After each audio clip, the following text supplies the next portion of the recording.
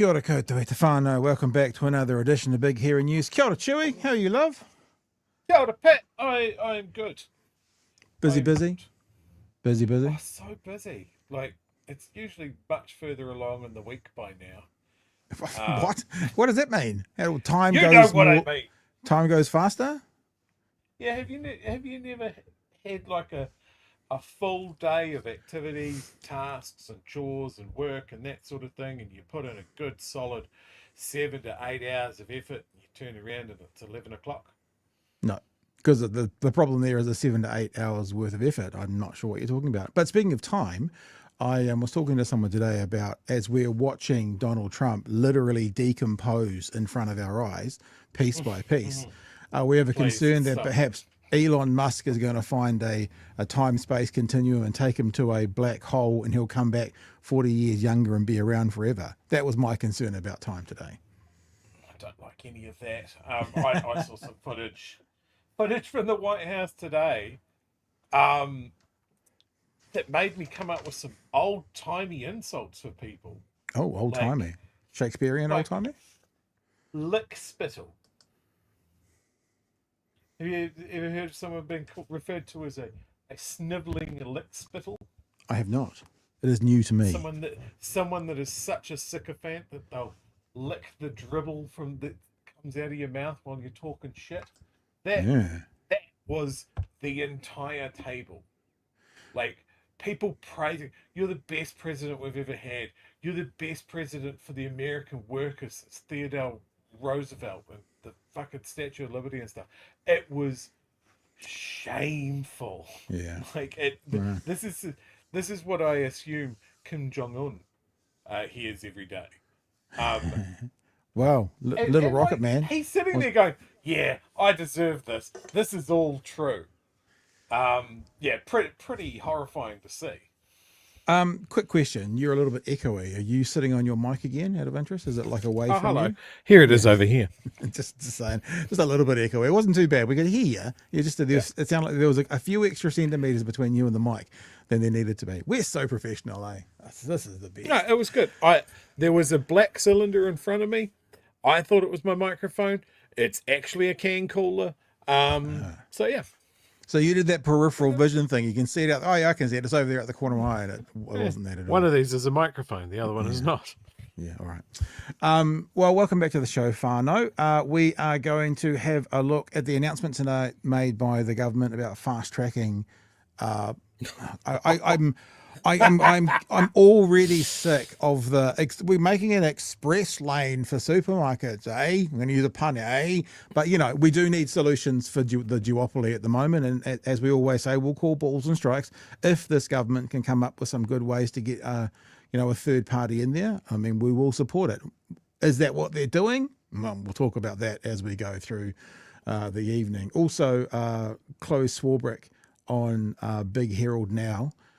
This morning with Nicole McKee, and there's some moments in there when they start talking about woke words, and Chloe's face. I wish it was full screen. She's just like, you can just see her because, of course, Nicole McKee has to go, no, we don't use woke words in ACT. And one of the words they talked about was the word norms, like to return to norms. No, we would never say words like that. We'd never say those because that's a woke word. It's just like absolutely no idea what she's talking about. I know, it's ridiculous. But there's some interesting things in that conversation as well. They're talking about under 16s in social media and also Donald Trump threatening to put tariffs up on countries. Like if a country regulates an American company, like let's say Twitter or Facebook because of the under 16s, then Trump will put higher tariffs on that country. So there are some interesting conversations to come out of that as well. And then again from the Bradbury group last night, I'll tell you what, Chewie, I love hearing something that I haven't considered before. There is a way, and I'm sure most of you saw it last night, but for the 3 people watching who didn't, there is a way for the left to get a 6-seat overhang in Parliament should they want to work together properly. And you know what we say? Well, but then if they got a 6-seat overhang, what Bomber was saying is the left would control government for 10 years. because you couldn't come back from it. The right would want to gerrymander immediately, the left would be in control. So it's a really interesting conversation, and it does going to include how we always talk about the right historically, let's say for the last 20, 30 years, since MMP, have done the game of politics better. Kind of like they will win any means to an end, they will win, and the lefts at times seem to have been the ethical ones, which actually we want, but it means sometimes they sit cross benches because they won't go after any means to an end. And if they chose that path this time round, there's a way they can engender a 6-seat overhang. So we'll show some stuff from Bomber's show. Bomber talking to Chippy last night was a good chat as well, and that one little tidbit there as well. And also, or why don't we just get into the first conversation for the show? You may remember him as a hemp suit wearing green politician, but now Nandor Tanczos is working for, I think, the Whakatane City Council or the Whakatane Council as a council member. Kia ora, Nandor, and welcome to the show. Kia ora korua. How are you, man? Kia ora. To your audience. Hey, Nandor, what year did you get into government? I don't think I was ever in government, actually, but I was elected to Parliament in 1999 and left in 2008. I can still remember vividly, I don't know why I remember this, but I remember conversations around hemp suits. And I can still remember vividly, it was probably One News, tracking you walking across the house, like across the floor, because it was like you were wearing a hemp suit. And I can actually still see that footage from One News that first night that they were saying wearing a hemp suit. And since then, what have you been doing since leaving Parliament? Give an update to the whānau who haven't seen you around so much. Well, as I say, I left in 2008. I was living in Ngāruā Wāhi at the time. So I spent a few years, went back to study. I studied Te Reo Māori for a year, full time. So that was really good. Went to Waikato Uni and did a postgraduate diploma in management and sustainability because I felt I needed to learn a bit more about economics, particularly ecological economics. So that was really interesting, looking at Costanza and Daly and people like that. And then spent a while. I was living in a bus because I lived in a bus for a fair chunk of my time in Parliament. So then spent a bit of time travelling around and homeschooling my daughter, and ended up in Whakatane, which is a really cool place. I love it around here. I love the Eastern Bay area. My wife's Ngāti Manawa, so we kind of wanted to be back in the Mātātua area, not necessarily in Murupara, but at least in the area. And then ended up standing for council. So I'm just finishing my third term at the Whakatane District Council. And I went in really because when I looked at what they were doing, they didn't seem corrupt, they didn't seem incompetent, they were kind of, going on okay. But when I looked at the website, I could see no evidence of any thinking around climate change. And this is one of the most climate vulnerable areas. So that was my main thing why I stood, really. I wanted to, at a local level, really start to do some work around climate change. And to the credit of the then mayor and then the subsequent mayor, Judy Turner, they allowed me to take some political leadership, and we had amazing staff who really understood and wanted to do some work. And what I saw was it was actually providing the political leadership that just unleashed the staff to do the work that they knew they needed to do, produced really amazing results. And we're a tiny council, and we have other councils around the country looking at us, coming to us for information and for some of our resources. So I'm really proud of what we managed to do there. Cool. We want to talk to you tonight about local body stuff and one story in particular, but just before we do, often when the Greens are talked about, they're talked about kind of two iterations. There's the Jeanette Fitzsimons, Rod Donald, Nandor Tanczos, Sue Bradford Greens, and then there's the Greens today. How do you see the Greens today, and is there a comparison to be made between the two I'm actually saying there's two versions, but the two different time periods, let's put it that way? Well, I think some of that corridor is a bit self-serving, I have to say. So people like to go, back in the day, the Greens were all about the environment and they weren't into all this social Yeah. crap, which is simply not true. Mm. If you look at that first caucus when we were elected at the first time as Independent Greens in '99, there were very few environmentalists in that caucus. Most of us were social activists. So, and in fact, at the time we were criticised for not being, half the time we were criticised for just being on about the environment, and the rest of the time we were being criticised for not talking enough about the environment. And you get the same kind of stuff today. It's like when Rod Donald passed away and everyone was like, oh, he was great, he was wonderful. They didn't say that when he was alive, but once he was dead and no longer dangerous to them, then suddenly he's this wonderful man, And I think there's a bit of that goes on. Inevitably, the Green Party has changed. I think some of the internal bureaucracy is a bit challenging.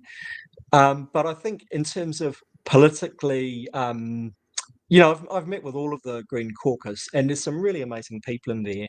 I really rate a number of those MPs, and I really rate Chloe Swarbrick as a leader. She's incredibly intelligent, courageous, and great. And Martima Davidson is fantastic as well. There's a whole lot of people. There's people in there who I've known for a long time, like Steve Abel, who's amazing, and people I've only met recently. But I think there's some really great people in there, and I think they're doing some really good stuff. I think they've had a few very difficult years where they've really had to struggle to kind of keep on course and on track and work through some real challenges. And I think they're doing really well kind of getting back on track now. The green budget stuff I think is really great. I think a lot of people are looking at that and going, actually, that is the kind of direction we need to go. There'll always be people always attack the Greens just because they're Greens. But actually, I think they're doing pretty well, given the circumstances. Cool. Chewie, you got any general questions you want to ask Nandor before we go into this specific one? I just want to say one thing. I remember seeing that famous image of you on your skateboard with your dreadlocks hanging down, talking about you going into Parliament, and I remember as a teenager thinking that was the single coolest fucking thing I've ever seen. So when Pat said that you're coming on the show tonight, I was stoked. I'm glad to see that you're still banging around and still making a difference. It's awesome. Yeah, thank you. Actually, one of the reasons I stood in the first place, because I went into Parliament, I didn't have great expectations. I'd come from an anarchist background. I didn't have a lot of expectations of being able to do anything useful in Parliament.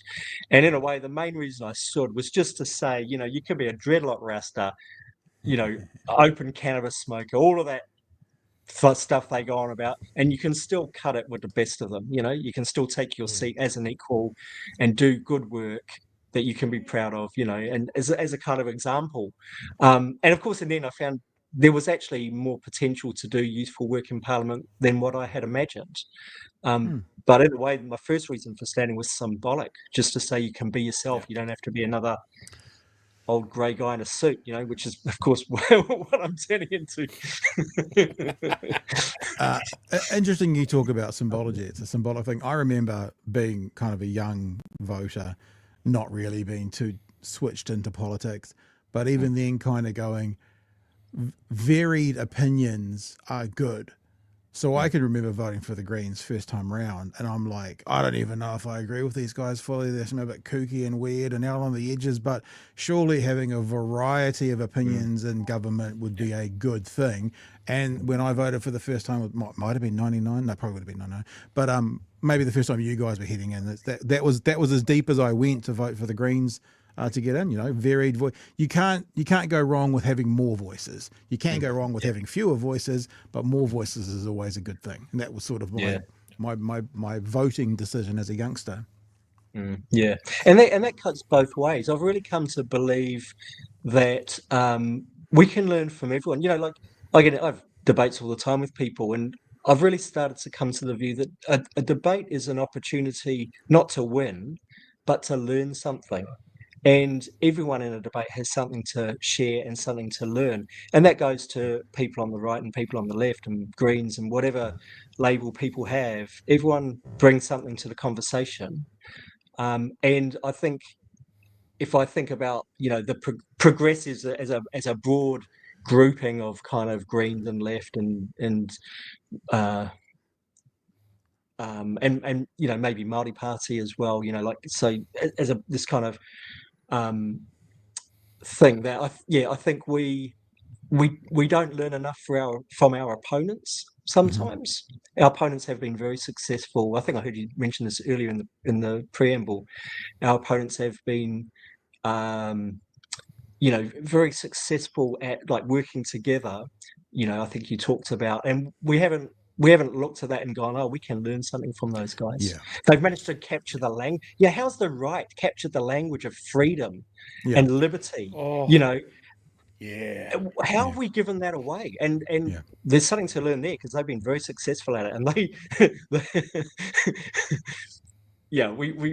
got to learn from our opponents. Yeah, they've been very good at forcing narratives. One of the reasons the public doesn't trust, for example, the media is because of the narrative that the right paints, which started with Donald Trump and has gone around the world, and what they're saying, what this means. Or if there's public funding, it's got to be wrong.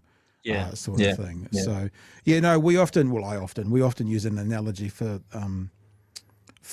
parliament or government or politics of a rugby game, and it seems that the left so often are okay with going, we played a good game, but we came up just short, and the right come off missing teeth and being bloodied, and they don't give a fuck. They just want to win. They just want the win at the end of the day, and as long as they get the win, they don't care how they get there. Now, you're seeing Luxon, in our opinion, right now getting in trouble for that because he sold his soul for everything, and that's coming back to bite him in the ass. But he's still Prime Minister. And I wonder, we're going to talk about later on about this, the way that the left, if they chose to, I think people are looking at Gavin Newsom in California, and they're learning this thing because he's basically going, Trump's come out and say we're going to gerrymander a part of Texas to get 5 more seats, and so Gavin Newsom's come out and going, cool, we're going to gerrymander California, we're going to do exactly the same thing. And it's interesting finally seeing it. Even Michelle Obama, when they go low, we go high, and it's like, we can't. That's why they win, because they go low. And we explain to them how beautiful our spiral pass was and how it floated perfectly, So Can I go to say though, it's worse than that, and I'm thinking particularly if you're looking in England and the United States, is that the Labour Party or the Democrats would rather lose than have a genuine lefty in power. Yeah. So you look at the way they deliberately sabotaged Corbyn because they would rather lose the election than have an actual. I mean, he's not even a hardcore socialist. He's a pretty moderate kind of Keynesian, But for them, he's such a radical that they'd rather lose than have him at the top. I always say that election that Hillary Clinton went forward, Debbie Wasserman Schultz was in charge of the DNC, and she's the reason that Bernie Sanders got screwed. And if he had got the nomination, it would be a different story today. And look what's happening with Zoran Mandani right now, with people on the left basically warning the country of him. It's just, it's ridiculous. And although we all know, and everyone watching now will know, except for the one crunchy in our chat who will turn up, is that these philosophies or these policies of progressives, when you just put them out there as policies, they're hugely popular. 2/3 of New Zealand right now want some kind of capital gains tax. It is not controversial. But the right have the ability or have had the ability to paint this narrative, and it works. And that's what you're right, the left has to learn. Well, the thing, and I mean, we're getting a little bit off track, I suppose, for what this is what we're about. Totally what we're about. The thing that worries me about next year's central government or parliamentary elections is because I think this will be a one-term government, because I think what they're doing is so they're so dysfunctional. But the thing that really worries me is that we have a genuine progressive alternative. Yeah.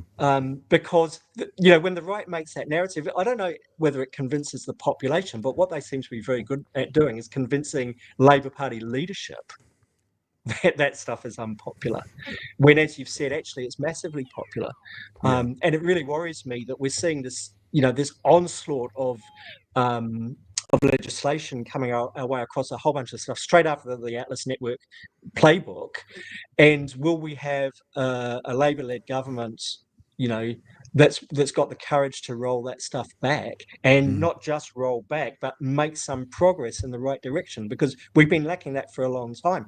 We're still dealing with the neoliberal revolution of the 80s. We still haven't even addressed those legacy issues. If we get a one-term government, I think it's because what happens typically in politics is there's this ebbing and flowing, and what happens is a political party will come to the centre and get elected, and then over about 3 terms they end up going to where they naturally sit, and then the country goes, whoa, time for a change, and they change. And whilst they've been going back to their natural position, the ones who have lost have come back towards the centre, and then they get elected. And there's this ebbing and flowing that goes on. But what's happened this time is this government has gone straight to what a third-term government would be doing.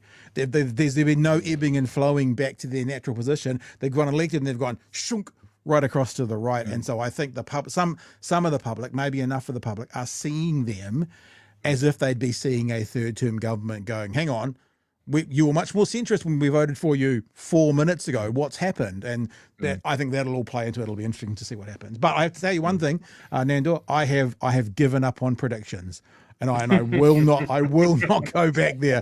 I'm happy to hear you say you think this is going to be a one-term government, dude. If the polls have the left up by 20%, I will not be making a prediction the day before the election. Mind you, I'll probably will by then. Anyway, listen, we were going to talk to you for 15 minutes, and we've been talking for 15 minutes, and we haven't even talked to you about what we came to. But it's so lovely. It's so lovely to hear from you. And gosh, to be honest, bro, we'd love to have you on more. And because your analysis, it's like we like having people on. We have Clint Smith on every now and again, who's been on the 9th floor. So it's having this perspective that none of us can have. And you do the same thing, not just because of who you are, but also where you've been. So we love it, man. We love it. Yeah. Cool. Let's have a look at this conversation. So this is a story from a couple of days ago. And what's happened is, we'll just give the story out. Whakatane district councillors have expressed surprise that cemeteries, public toilets, animal control, liquor licenses and consents are not considered core services for councils. You said it was bizarre. You said the coalition government list of core services doesn't include a whole bunch of functions that the government itself requires that we do. I'd like to flesh this out a bit if we can. It seems strange that once again, 4 minutes ago when these guys were voted in, they were very much about stay away from local body governments. Look at this Big Brother 1984 Orwellian Labour Party who are like, they're going to make us do water in a certain way, and we're not for any of that. But since they've been in, they seem to have been quite happy to start. Maybe they wouldn't use the word mandate, but instructing councils on what they can and can't do. So tell us about what they're saying, and tell us about where you're seeing the bizarre nature of what they're classifying as core and non-core services. So this is a bill that's in Parliament. It's called the Local Government Systems Improvement Amendment Bill, and it does a number of different things. It removes the well-beings from the Local Government Act, and I've got plenty to say about that. It lists a bunch of core services that it wants local government to focus on, and it does a few other bits and pieces. There's a couple of things in there that I think I would agree with, around the chief executive reappointment and a few kind of details like that. But so coming to this question of the core services, so there's a number of things that they don't list as core services, but which are statutory requirements for local government to do, or they're things that our community absolutely expects us to do. And so the fact that they're not in their list of core services, it just tells me that they have no idea really what local government does or how it works, which is bizarre because they've got people around who've been in local government, but maybe they're just not talking to them. And it's part of this onslaught of local government reform that's coming at us, which is making it very difficult to operate at a local government level because there's enormous uncertainty. Labor started a path of reform, and we spent a lot of money and time getting our heads around what these reforms were going to mean for us, having to think about how do we reorganise these quite complex organisations. And now, of course, all of those reforms are off the table, and a whole heap of different reforms are coming at our way. Some of them are pretty vague announcements that we we haven't even seen the details of, but we know that stuff's coming our way.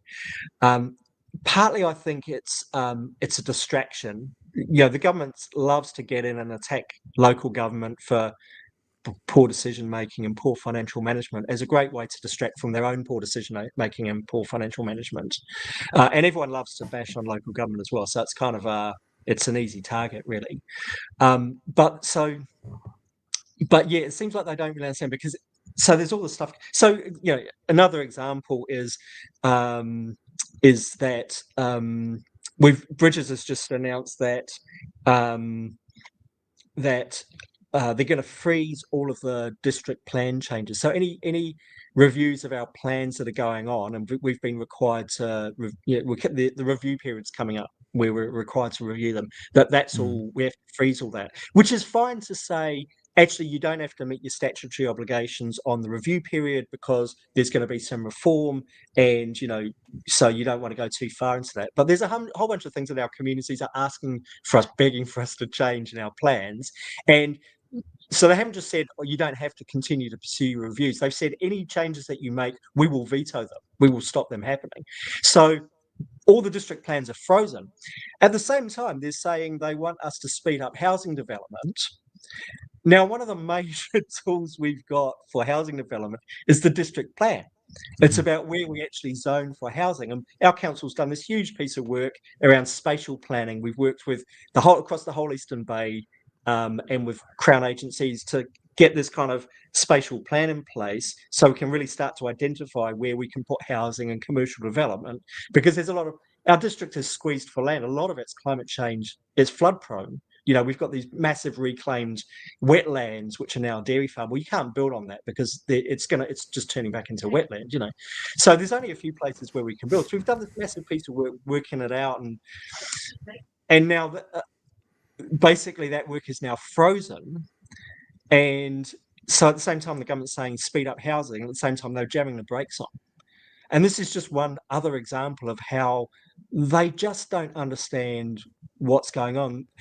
They've been threatening to do a rates freeze because they say rates are going up too high. Well, rates are going up really fast, and it is really painful, and it's getting unaffordable, and it's really tough out there, and the rates are getting out of hand.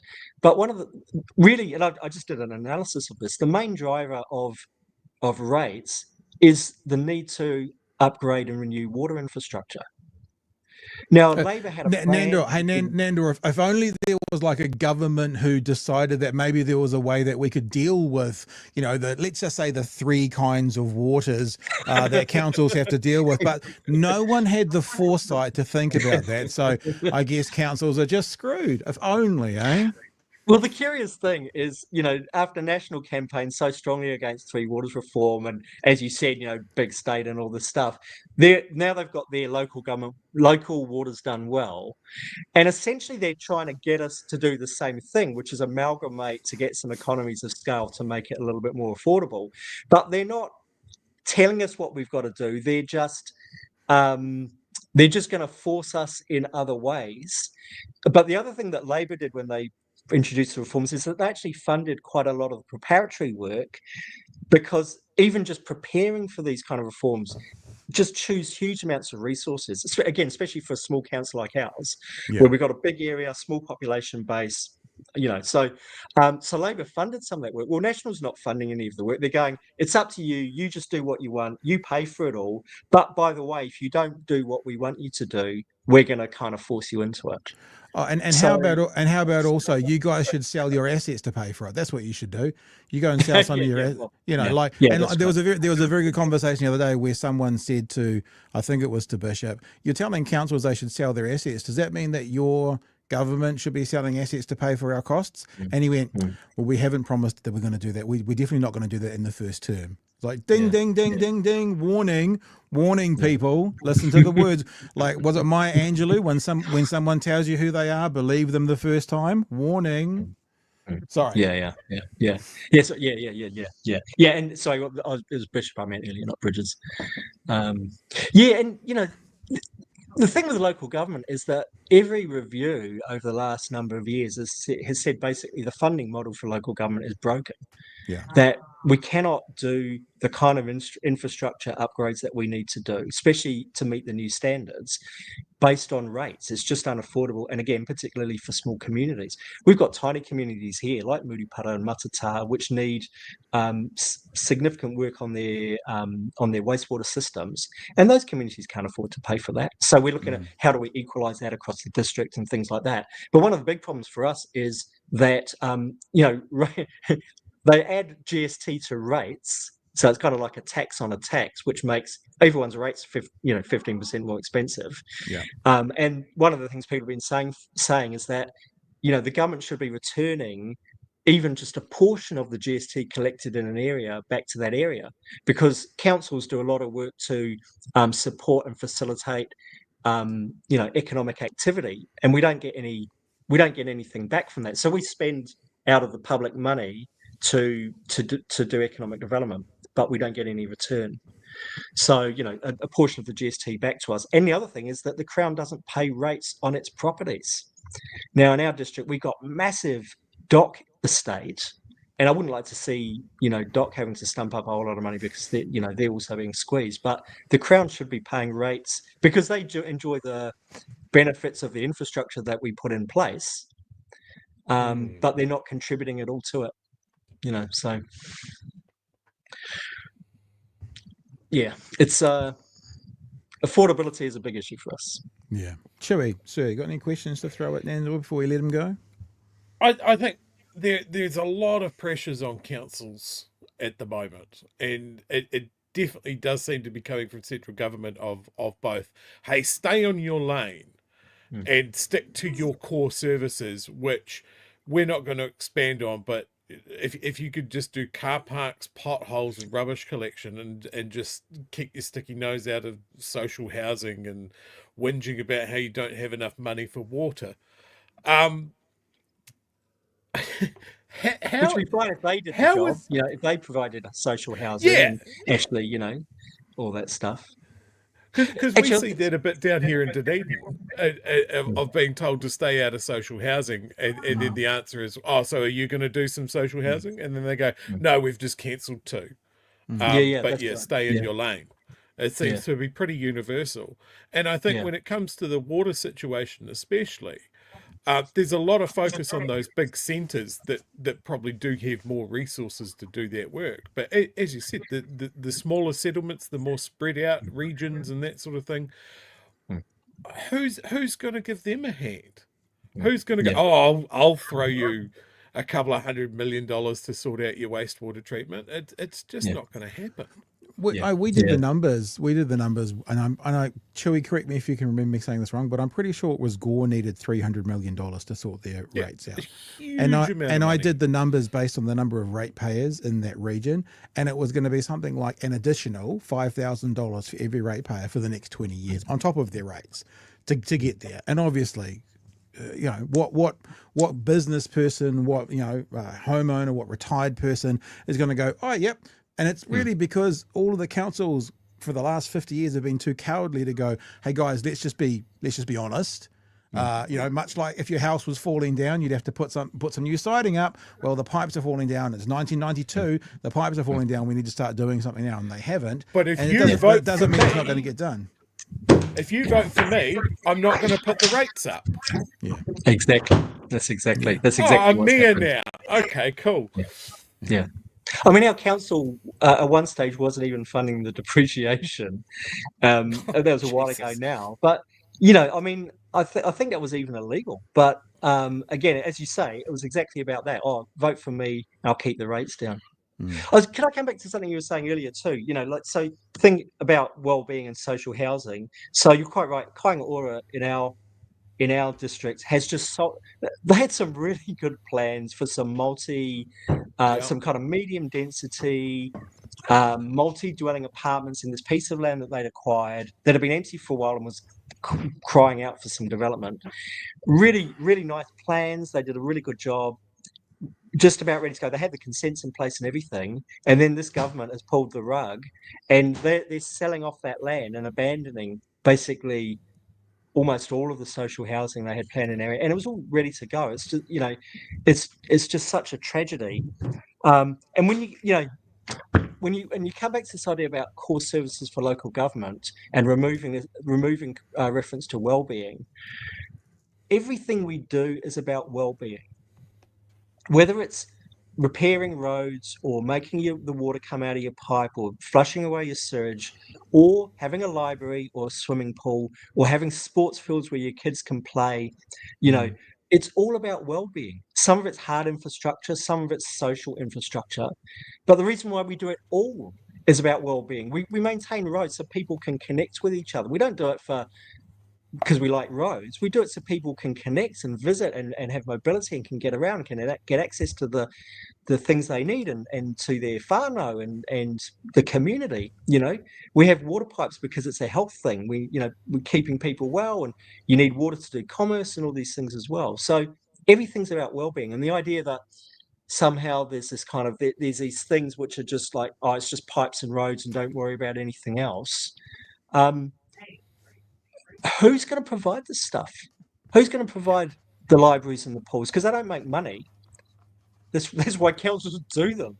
That's why all over the country we're pretty much the only people doing those things, because they don't make money. Yeah. But they're vital for community health and and especially for young people. Because what do we want them to do?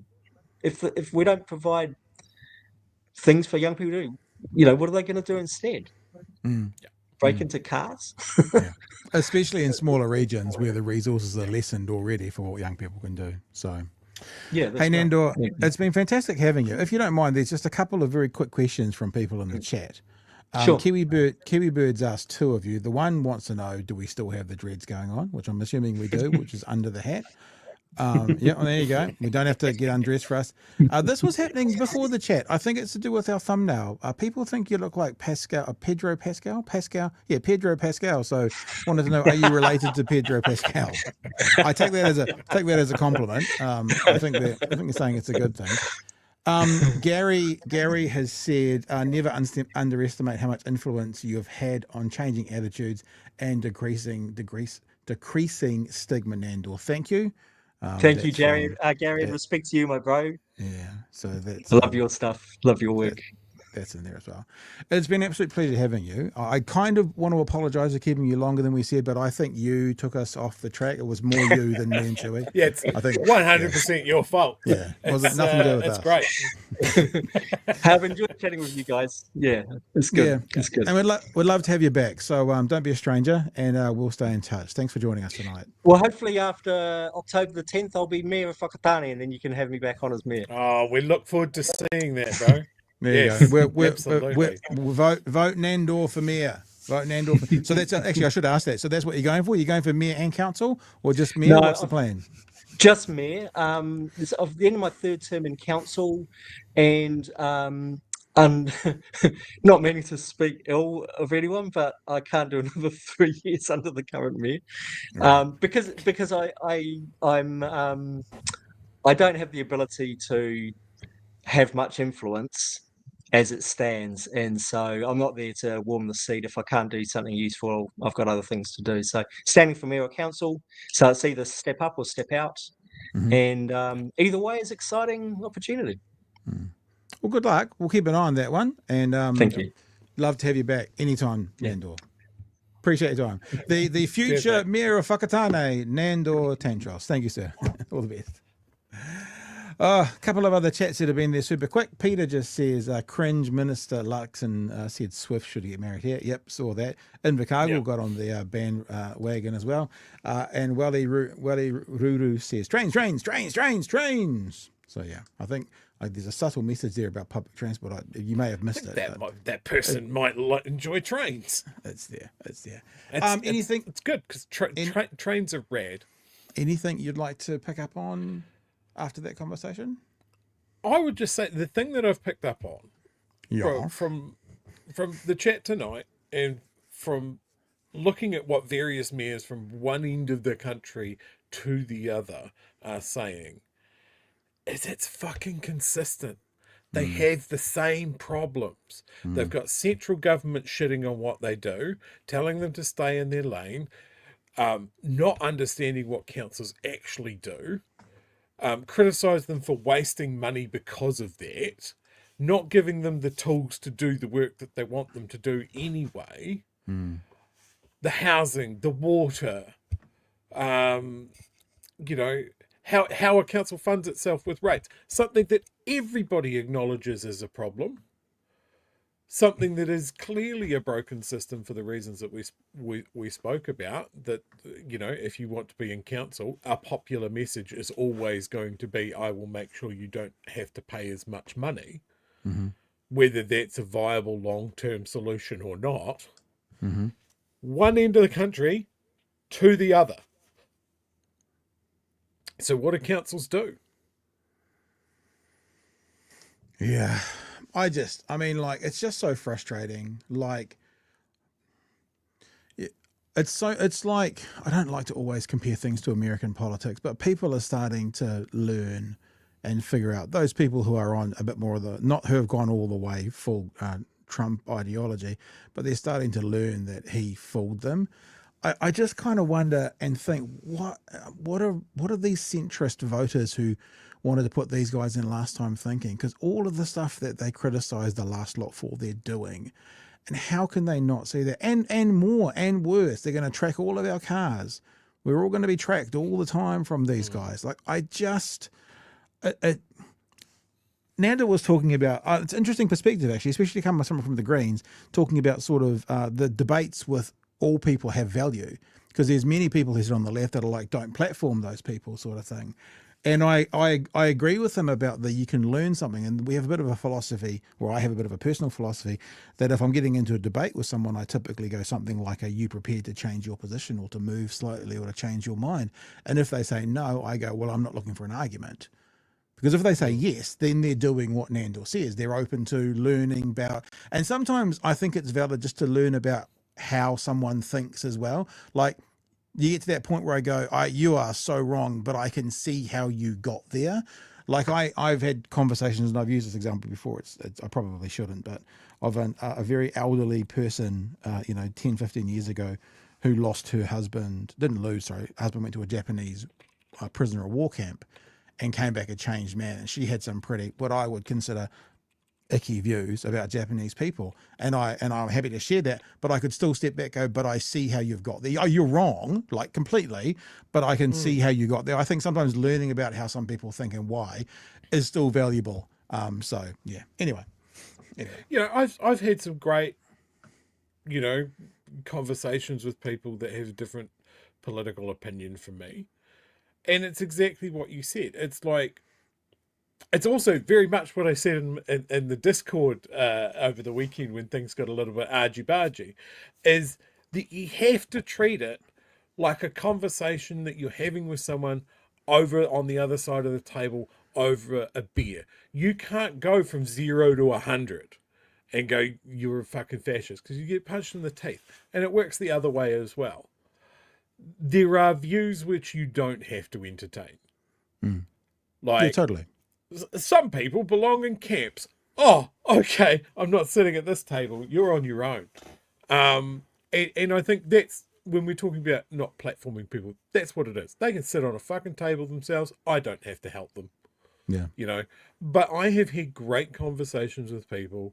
I understand where they come from or how they got to the place that they're at. I just don't necessarily agree with them, but there's still value in understanding how someone got to that place. You know, and I think there are like there's a friend of mine. I cannot. Is it me? Is it me? Interact. No, it's not you. Me? Okay. I've got other friends, Pat. Chill out. I cannot interact with him in social media. Because he is just regurgitating, or he is looking for a fight in every instance on social media. I want to meet this guy. You should introduce him to me. That sounds fun. He is, to be polite about it, independently wealthy, but he started working class. Like, he just made some good decisions at a good time, right? And he grew to resent governments trying to take money off him to do things that he didn't think were done well. Yeah. And I'm like, okay, I get that. But how did you end up there? Like, I can't interact with him on social media. I can discuss these things with him face to face. It's so weird. And I think this is one of the things that the internet has fucking cooked people and their ability to have these conversations. Yeah. I'll tell you what, and I'm very grateful for this. And Chewie, you've heard me say this to people publicly, that the community that we've built in this, I think we're approaching 4 years, because I think we started in 2021, I think. But we'll check on that. Is second to none. And the thing I've said since day one is there will be times that our most loyal, it sounds weird, like we're not on pedestals here, but the people who really dig us and like what we do, there's going to be a time that we say something that you completely disagree with.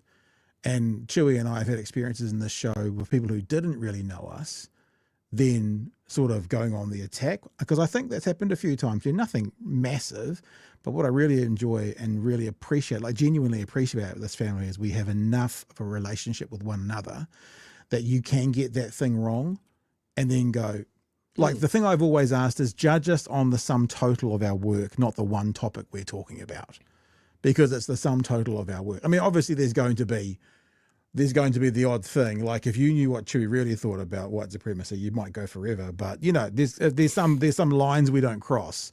But in general, you're never going to please all the people all the time, and you got to be able to trust that the person that you're speaking with, hanging with, donating to, supporting, in general, is going down the same path as you. Occasionally, we might stop at different dairies on the way, but we're still traveling on the same road, going in the same path, so to speak. That's all. All right. Hey, just so it's lost in that discussion, I want to be very clear. If you are talking to a Nazi, that they need to follow their leader. Bullet to the head, ditch full of petrol, problem solved. All right. It's historically accurate, Pat. On that cheery note, let's have a look at this, because it's an interesting thing happening at the moment. There are calls That's a big shopping trolley. Yeah, not much in it. That's probably $173 worth of food from the supermarket, from what I hear. And that trolley banana's as big as Simon Dellow's arm. That's a big banana. Or maybe Simon Dello is very, very little. Could be that as well. Conversations today about finally trying to break this duopoly. We will play each ball on its merits. If this government does something to break the duopoly, I don't think they will. I was about to say unless they get a second term. I don't think they will, because they won't have time to do it. But if they start the process of breaking the duopoly, they'll get credit from me where it's due, as long as it's obviously done correctly and there's not also a back end where what that means is we're going to get rid of the duopoly, but all homeless people are going to be stuck into the furnace. So which is a typical policy from these guys. But if they figure out a way to do it and it helps us all, it will be a congratulatory tone. Let's have a look what basically is going on right now. And it seems that they're talking about Costco. Coming into the country further on. The government's unveiled a range of fast-track measures to attract new players into the grocery market. The finance minister describing the reforms as an express lane for new supermarkets to... Stop using fucking puns. Oh, you watch when she says it.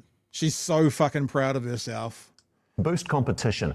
But the pace of any uptake so far is slow, with global chains not showing much interest. Here's senior political reporter Benedict Collins. When Costco first opened in West Auckland, people flocked for the deals. And it's still popular today. Because there's cheap kai there, so that's why we go there all the time. The two grocery chains we have right now are they're not doing anything really. Having Costco is fantastic. I think it's quite healthy because there's been a monopoly with our main supermarkets for far too long, and that's why our prices are too high. There's someone else who feels... It's funny how what she just said was completely wrong, but also right, because she said they've had a monopoly for a long time. It's literally not a monopoly because it's a duopoly. It's two. But on some instance, she's right because they seem to travel locked in together the whole time anyway. You know what I mean? So it's funny that she used the wrong word. But even though she used the wrong word, she still kind of used the right word. Go figure. far too long, and that's why our prices are too high. There's someone else who feels the same way about Costco. Yeah, it's amazing. Nicola Willis agrees a lack of competition is stinging shoppers. When potential supermarket competitors look at New Zealand right now, they see far too many regulatory stop signs. No, that's bullshit, by the way. That's bullshit. What they see is a market. Nonsense. What they see is a market too small to inject hundreds of millions of dollars. What they see is a market that won't give them the return they want. If you have to come in here and build, 20, 30, 40, $50 million buildings to then try and get money back on it amongst 5 million people, or if you're in Dunedin amongst 125,000 people versus somewhere in the middle of America where you've got 3 million people working around. That's what it's about. That's why there hasn't been much of an uptake. It's got bullshit to do with regulations. It's got to do with the return on investment. Because if there was the best return on investment in the world, they'd all be here. So that's what it's about. So don't believe the hype. It is not a sequel. And red lights. Our government is determined to change that view from no to go. The proposed solution, a fast-track consenting process. We are creating an express lane for new supermarkets. Quickly, hoping new Costco's might be popping up in the country. Well, that's a question for Costco. What they have made very clear to us is that these changes the government is making will speed that up no end. I'm not sure why the Minister of Finance is dithering, but Kiwis can't wait because at the moment and tomorrow, it's not going to make food prices cheaper. Global supermarket giants Lidl and Aldi showed no interest in the government's review that led to today's announcement. A couple of the big global grocery players didn't take part in this. Were you disappointed by that? Yes, I was. But what I'm hopeful of is that now we have a really strong welcome mat to present to them. What the fuck does that mean? A really strong welcome mat. It sounds like some kind of body part that gets shaved. A really strong welcome mat. Like there's a strangeness to that. Surely that there would have been involved. The welcome mat was to get involved with it, and now the research is done. I don't quite know what that sounds like. Luxon's school of business speak, but it doesn't mean anything. Anyway. I reckon they should give New Zealand another look. Smaller local players like Dunedin's Night and Day also keen for change. So it is reliant on new players to really come in and shake it up. I just don't know if it's the lack of sites or the lack of buildings that's causing the issue, or the entrenched nature of the duopoly. So that's also the thing. And one of the reasons people often come back to the warehouse is the warehouse already has the infrastructure. So they wouldn't need to spend literally hundreds of millions, if not billions of dollars on building, Auckland, Wellington, Christchurch, Dunedin, Hamilton, Tauranga, Nelson. They wouldn't need to do that because they're already there. They might need to do a little bit of expanding, but they've already got the footprint. They've already got the car park. They've already got. So that's the infrastructure is a big part of it, and the warehouse has it. Do you think we need more Costco's then? Yeah, absolutely. I'd love to see one down here in Dunedin, and I'm sure Christchurch and Wellington would as well. Also, just got to be mindful of the smaller towns in New Zealand. Saying more changes will be needed if the government's serious about getting shoppers a better deal. There's a little bit of good commentary. We don't normally take the kind of the stand-up afterwards, but there's some good commentary in this, so we'll take it tonight. Benedict, tell us more about how this new express lane system will work. Yeah, well, the whole point of these express lanes is to get new operators into the country and get new supermarkets setting up shop to improve competition both nationally and regionally. Now, I did ask the finance... I wonder if in their express lane there's only going to be 12 companies or fewer. I wonder if they can check out themselves, but they're not allowed to take their trolleys through the. Yeah, sorry. Minister today whether this express lane was going to be open to the existing duopoly, that's Woolworths and Foodstuffs. Yeah, this is very interesting. So I don't want to say it, I throw up in the back of my mouth. The fast tracking of it, right? What about the two new guys? The government says, nah, don't think that's really what we're looking for. The duopolies go, hey, great news. So look out for that, people. use. And she said, hey, look, it's hard to see how that would improve competition in New Zealand. And she also agreed that it could actually entrench their position here. Now, we got a statement from Woolworths. They said they thought it's a really great move that the minister's moving to remove red tape here. And they said it was also really good that they were going to allow new and existing supermarkets to build more supermarkets fast. Yeah. We got a similar statement from Foodstuffs. They said that they were really pleased that the minister has listened to the industry about how to get supermarkets being built here more quickly. So the duopoly, it seems, are pretty comfortable with today's announcement. On the other hand, for all the talk about Costco today and them setting up shop around New Zealand, they certainly had no interest in talking to One News about their future plans.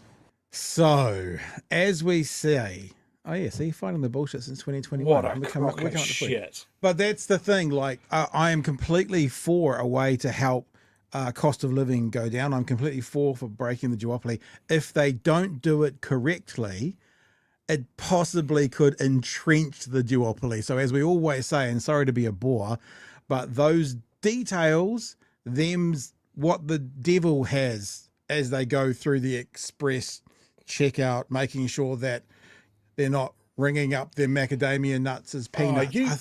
I think I'm lost. A fucking stroke there, mate? I think I've got lost in the analogy. I'll just throw it to you now. What, Chewie? The fact that the fact that this is a nonsense piece of legislation. I saw the news.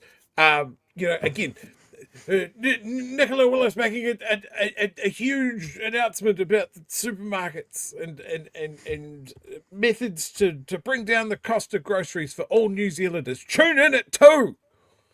And I said at that point, the only way that would accomplish what she's saying, bringing down groceries for everyday New Zealanders, is if it was, we are going to break up the duopoly. Yeah. That's the only thing that would have done it. Costco has one store in our biggest city. It is not going to help us down here in Dunedin. It's not good. South Island, who gives a fuck? Costco has a GDP bigger than our whole country. Like, we are a rounding error on their P&L sheets. Yeah. And this is the problem. It always speaks to me that when the government like this is talking specifically about one operator, it is unseemly. It seems like a really bad move to be talking about that. Why not just go, hey, look, we're going to make it easier for other supermarket operators to operate in New Zealand. Just leave it open. Why comment about Costco at all? It seems like there's some shonky backroom deal that's specifically targeted at someone else. Chewie, don't make me say, but what about for her? Because that might have come from the reporters. She might not have offered it. But I hear you. Yeah, maybe. I hear you. There's the other aspect of it. And look, I'm going to put up 2 examples that I know of, and I'm sure there are people elsewhere in the country that can bring up other examples of land banking by the 2 major operators. To stop the other one getting in, eh? Yeah. Here is a suburb that I used to live in, Johnsonville up in Wellington. Johnsonville. There is the Johnsonville Shopping Centre, which has a Woolworths in it, just here. Gotcha. This is also a Woolworths. Yeah. 241 metres apart. Right. Here we are here in Dunedin. Share that tab. Not the porn one. Don't do the porn one. No, that's for after the show. We'll get them money. That's for BHN After Dark. Yeah. Patrons only. Sorry, we're on food porn, not porn. Here is a Woolworths here. Yep. And then almost 700 metres up the road, there's another one here that is old and run down, but it's still there. Yeah, that's up by Anderson Bays Road. But what's even more interesting than that is there is a New World in North Dunedin, a New World in Central Dunedin, and a New World in South Dunedin. So there are 3 in the space of probably, 2.5 Ks, maybe 3 Ks? So we have a market, if we're trying to attract new players, we have a market that is saturated Yeah. We have a landscape where suitable places for a supermarket probably has a supermarket on there already, purely for the benefit of we don't want someone else to have a supermarket there. Mm-hmm. You know, and there's no action being done about that. We have had examples here in New Zealand of a huge unhelpful monopoly in our telecommunications space, and that was identified by the Commerce Commission. They said it makes no sense to have telecom owning the broadband infrastructure and everybody has to go and buy the broadband off their biggest competitor. It's stupid. So we're breaking it up. We've done that before. And I think when we're talking about the Commerce Commission, they are to blame for this as well. We had more grocery operators in the past and they merged, and the Commerce Commission said, this is fine. Yep, that mergers and acquisitions, all fine. And this is how we've ended up with it. I guarantee you there are people out there that do not know that Pack and Save is just the budget version of New World, and New World is just the fancy version of Pack and Save. Yeah. That Woolworths and Fresh Choice are the same place. Yeah. You know, it's the pretending that there's more consumer choice out there. These guys are making money hand over fist because of the power that they have over their suppliers. And in at least one case of the duopoly, it's a foreign-owned business that's sending its super profits overseas. So again, when we talk about an overseas operator coming in, we're just finding another way for us to give money to a company to send it overseas. Why is... I want to see Night and Day do it. I want to see the warehouse do it. I want fucking iwi to decide that they want to get in on this. So then there's a payoff, yeah? So, and it doesn't have to be a binary. It can be anywhere on the spectrum.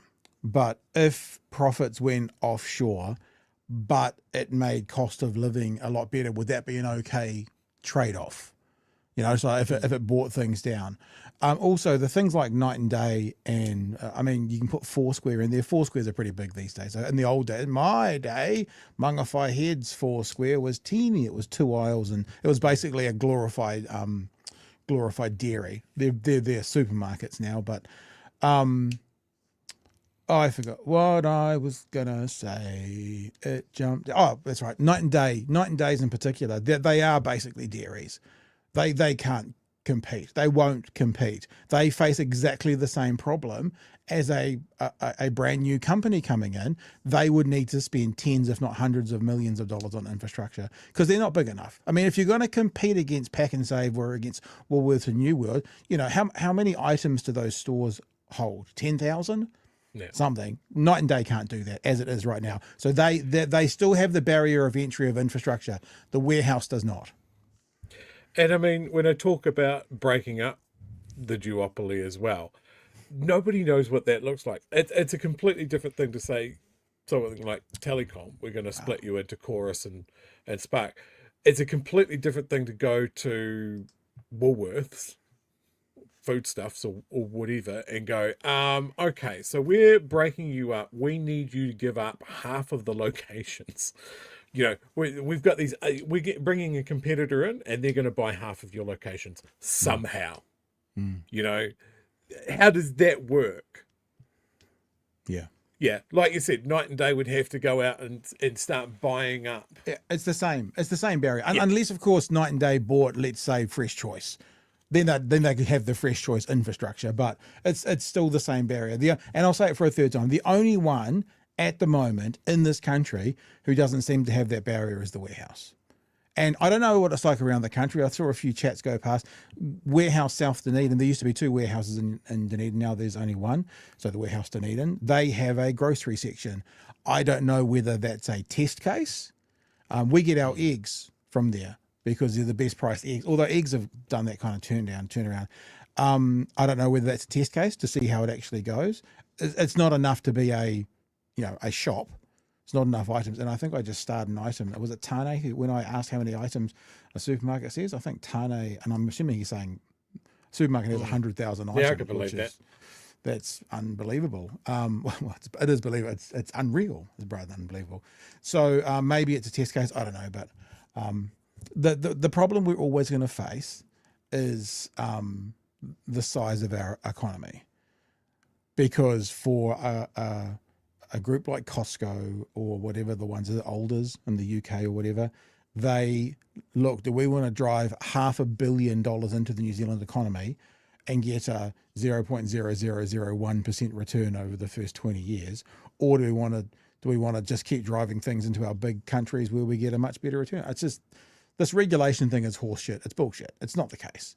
It's because, as I said, if we were the most profitable country in the world, they'd be kicking down the doors to be here. It's purely based on profits. Yeah. And I think while we're apportioning blame out here, look, Labour's attempt to solve this was to appoint a supermarket czar who was going to be very, very scary and promise to clamp down and fine their supermarkets for super profits, and absolutely nothing happened. You know, they put prices down after the COVID lockdowns for a little bit. They highlighted some specials, and then they went back to business, and they're still doing super profits and that sort of thing. So, like, the government's going to wield a hammer or it's not, and it's very clear that this government doesn't give a shit. And I think this is going to be just another damp squib from Nicola Willis, who's made an announcement about an announcement. She's going to step away from it and say job done, and nothing's going to happen. Yeah. All right. Let's get into some of the super chats because there's quite a few there. Arvid says breaking the duopoly is bad business. Catch 22. Peter says a consumer cooperative would be the way to go. Kiwi Bird says National wants rate caps. Did Jesus just knock on your door? Is that what I heard? I don't know. Something fell out. About the grocery, but not grocery caps. Another one here from Arvids that says maybe the signs said Tai Ho and they got confused. Again, Wellington Ruru says, I work in resource consenting. Getting consents aren't anywhere near as bad as this government would have you believe. Consents aren't the roadblock. No, they're not the roadblock, because even if there was difficulty getting through the consents, but it was still the most profitable place in the world, they'd be here. They might still complain if it was, but they'd be here. Peter says, Nikki, unexpected item in the bag, Jerry. Speedlock says, bringing down the cost of supermarkets, not food. There you go. Very good. Kiwi says, trickle down Nikki-nomics, much groceries.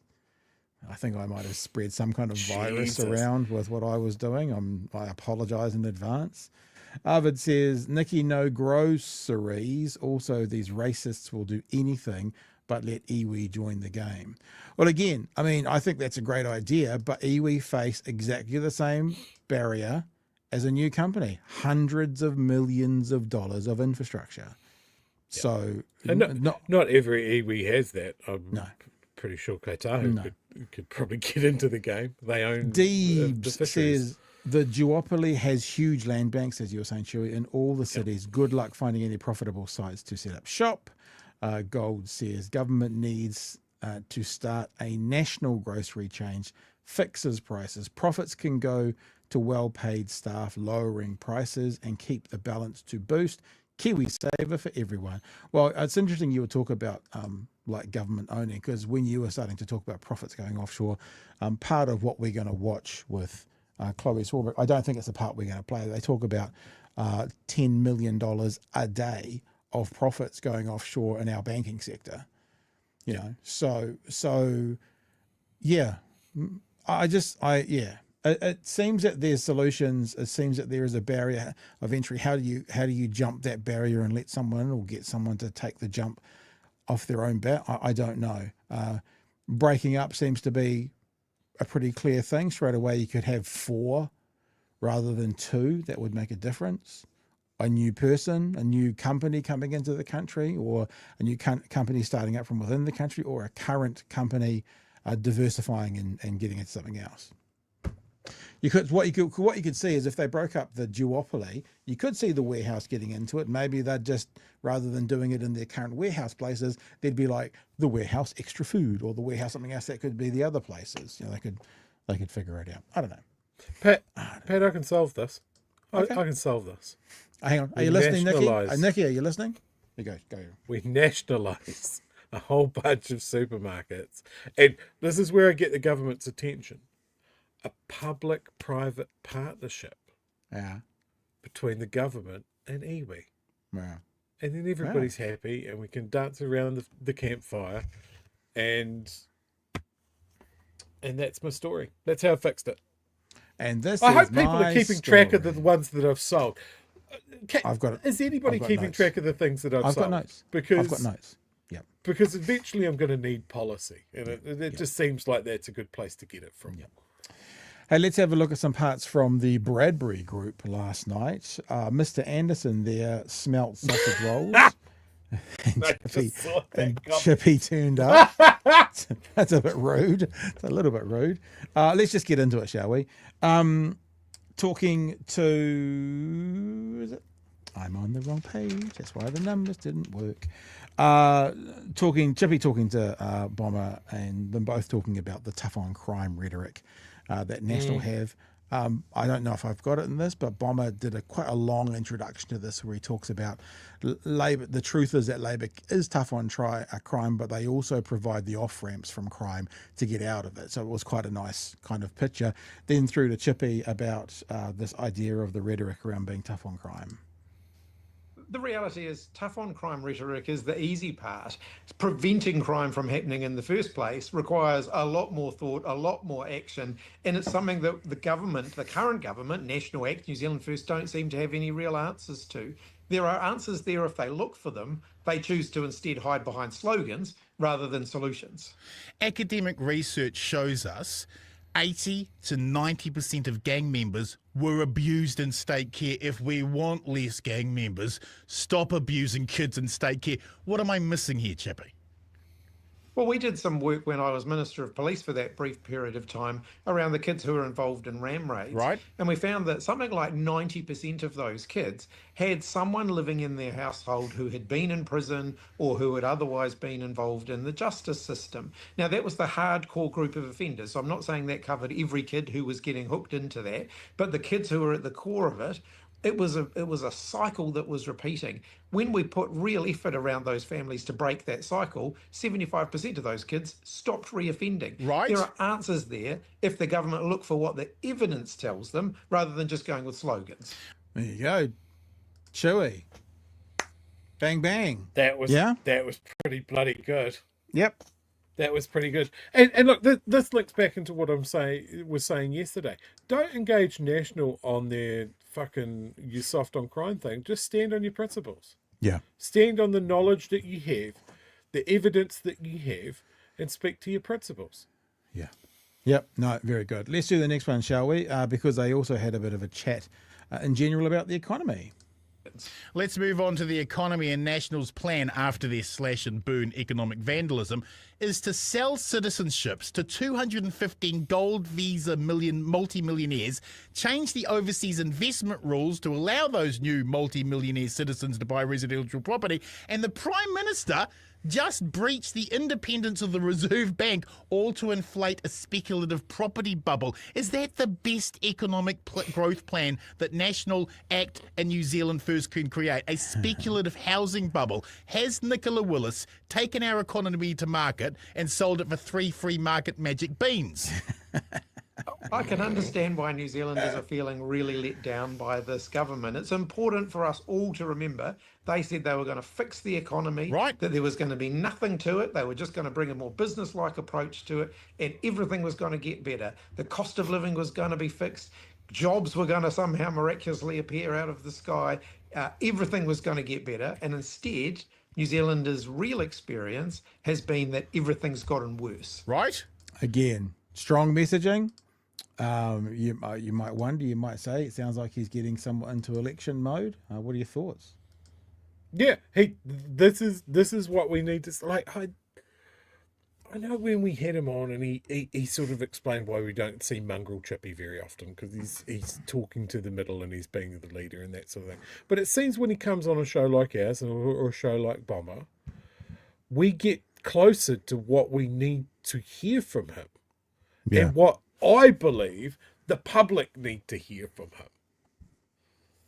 Like, if he's going to spend all of his time talking to the wishy-washy middle, who are never going to be consistent Labour voters or really believe in what they're doing. I don't think that's how you win an election. I really don't. Well, how you win an election could be by having 6 overhang seats. Now, there was one part of this conversation that I wondered why we didn't go down, but Bomber is about to talk to John Tamihiri about them working with Labour to generate this overhang. And if people aren't quite clear how that works, we'll explain it shortly. If Labour and the Māori Party agreed to work together in the Māori electorates with a Māori Party electorate vote and a Labour Party party vote strategy, you could create a 6-seat overhang that would lock into place a Labour Māori Green government for a decade. For a decade. Why won't you openly engage Labour in this strategy? A decade. Well, you're presuming that conversation hasn't been asked for and had. What's going on? What's the haps? Well, I'll go and ask Arena and the Labour Party people. All I can say, I'll give you the documentation. Hang on. Yep. Straight after this, I'll give it to you, the documentation to you. You can load it. But we're talking a decade, wouldn't it? I'm not entirely sure what that means. Maybe he's saying the emails. I'll show you the emails and you can put it on your blog or something. Maybe we should check out the daily blog. Seat overhang. If the left used MMP the way the right does. Yeah, we all know how to count. Right? Look, National, even though it hated ACT from 96 to 2008. They cut them that deal every single election, kept giving them seats. Didn't they? Yeah, all the rest of it. So that's it. The Greens have to fight their corner against Labour. Māori Party has to. So that's how Labour plays the game. That's okay. Let's see where the dust settles. But we're talking a decade. We could lock in a decade of Green Māori Labour government. The day the treaty was signed, it was broken and we were corralled, into the poorer parts of this country from the get-go. There's only one people that are going to break us out of that. Ain't going to be the Parkers and the Labour Party or the Parkers elsewhere. So, how this works, just in case anyone doesn't know, is the reason that governments or politicians or political parties always go for your party vote is the party vote depends on how many MP seats you get, how many MPs you get. So if you got 50% of the vote, and that, remember what happens is all the parties that don't make the 5% threshold, those all get taken out. So let's say there's 90% of the vote left. So all of those, New Zealand Initiative, Makilagari Seriously, they all get disappeared. And so you might have 90% of the vote left, which have voted for parties that have got more than 5% or who have gotten an MP. So therefore, if you get 45% of the overall vote, that's half of the valid vote. You get half of the number of MPs. Now, if half of the number of MPs is 60, which is about right, and you win 18 electorate seats, that means you have 18 electorate seats and 42 list MPs. If you win 40 electorate seats and you get half of the vote, then you get 40 electorate MPs and 20 list to make up the 60. So the percentage, the party vote is what decides how many MPs you get. Now, where it falls over is when you get a very small number of party votes, but you win electorates. So if the Māori Party won all 6 Māori seats, but got 0% of the vote, hypothetically, they would have 6 MPs and another party would pick up the percentage of the party vote of the seats. So that means the Māori Party, let's say they win all 6, they have 6 MPs, right? And that means the other party votes for the other parties will make up the 120 MPs and there'll be 6 additional seats there. So it is literally a 6-seat overhang. That's how it works. And so what they're saying, I've never heard this before, which is why it's really interesting. What they're saying is if you do a deal with Labour and everyone votes Te Pāti Māori for their electorate vote, the MP, but everyone votes Labour for their party vote, then Te Pāti Māori end up with 0% party vote, which they'd never do because not everyone's going to go along with this, but theoretically. And that means they're out of the 120 MPs made up from the party vote. So there's still 120 MPs to come. 6-seat overhang. Now, the thing I was going to say that I think they missed is, what about the Greens? Greens get 14%. You could do the same with the Greens. Like, the Greens could pick up 6 extra seats. They could pick up the party votes from Te Pāti Māori. It doesn't have to be Labour is what I'm saying. And I'm interested as to why that didn't come up in that conversation.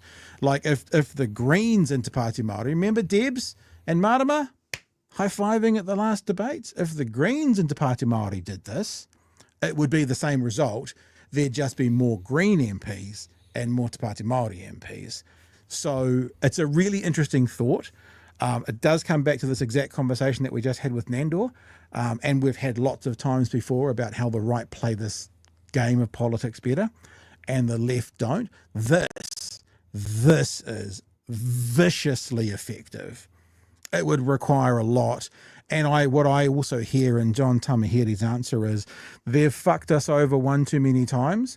Why do you think he didn't use these words, obviously, but why would we trust Labour by gifting them extra seats? The Labour is the reason Te Pāti Māori exists when they booted Tariana Turia. That's why they're the reason. So that's why I'm also saying, what about the Greens? The Greens could do it. Same result for the left. It's just a really interesting concept. It is probably the most devious, not in a bad way, way that I've heard to legally use the MMP system in New Zealand to benefit a party. It's fascinating. And no other party can do it because there isn't the equivalent that ACT could win 6 seats and no votes. It's the Maori seats, and it could work. And then of course you'd have a massive majority in government. You'd be able to do lots of things to bring lots of things around. That's it. That's it. And this is my picture. I think it's a really interesting thought. Like it is a really interesting thought. I think there has been too much of that of like we've had MMP long enough to know how to vote tactically, and we almost never do. And I think it's exactly right that the right of Parliament knows how to play this game, and then on the left everybody's on best behaviour, and we're going to play this, for lack of a better term, above board. There are no backroom deals. Take the high road. Take the high road. People can vote for whoever, let the chips fall where they may. That's democracy. But when only one side is playing by the rules, it's no. Everyone's playing by the rules. National's not breaking any rules. This is part of the point. That's why I'm saying these are the rules. People might think it's a little bit dirty politics or it's a little bit immoral or whatever. Fine, these are the rules. Like because we always use sporting analogies, me and Chewie. When you're playing cricket and you're batting and you nick the ball and you get caught by the keeper, you stand there until the umpire gives you out. Even if you have been caught, the rules are the umpire has to signal you out. You are playing by the rules to stand your ground and wait to be told you're out. These are the rules. You can play the rules. In fact, the smartest political people play the rules to the extent and to the very edge of that line that best helps them. And this is a really interesting... I don't think this will happen in a million years from Fridays, but it's a really interesting idea. It's a fascinatingly interesting idea. No, it's very true. Yeah. Very true. Anything to get this government out. Have those conversations, guys. Well, that's the thing as well. And the reason Bomb is saying for a decade, it means at the minute, even like the left, the Labour got smashed last time. They were still within 4 or 5 or 6 seats. Yeah. So if you can deliver 6 extra seats to the left, they've got control of everything for a long time. I also just imagine though how would probably the Greens as well, but how would Te Pāti Māori and the Greens feel comfortable and trusting what Labour would do? And that's no shade. That's once again me just going, that's the political game. What would they need to see and or get to be, to basically be a minor party, a minor partner in a coalition that the reason there is a coalition is because of the decision they've made, So that would be an interesting conversation as well. Anyway. Okay, let's jump into the last story of the day. It's Big Herald News from this morning. They were talking a bit about social media and under 16s using it. The clips are longer than I'm going to play because there's really only one part of this clip that I want us to hear.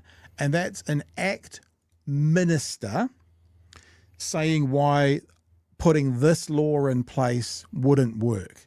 And when we hear the excuse as to why it won't work, I want to just think if we used that standard for all sorts of other crimes, where would we be?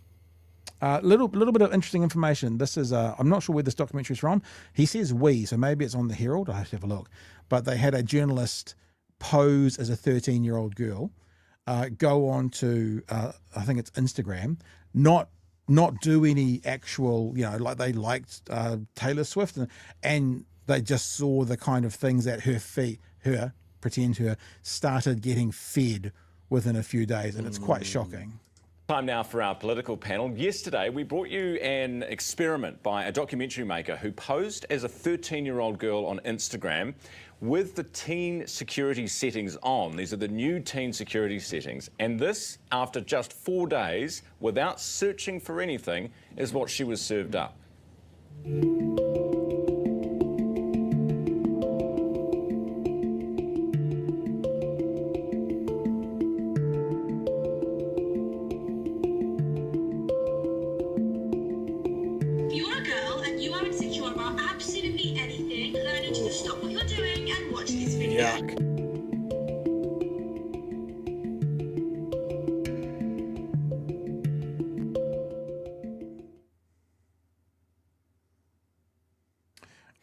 I guess before they come back on for the audio podcast, we're getting fed positive, affirming anorexia stories, anorexia and recovery stories, how to have the perfect nose, lots of sort of stories around how to look and feel a certain way, and lots around anxiety as well.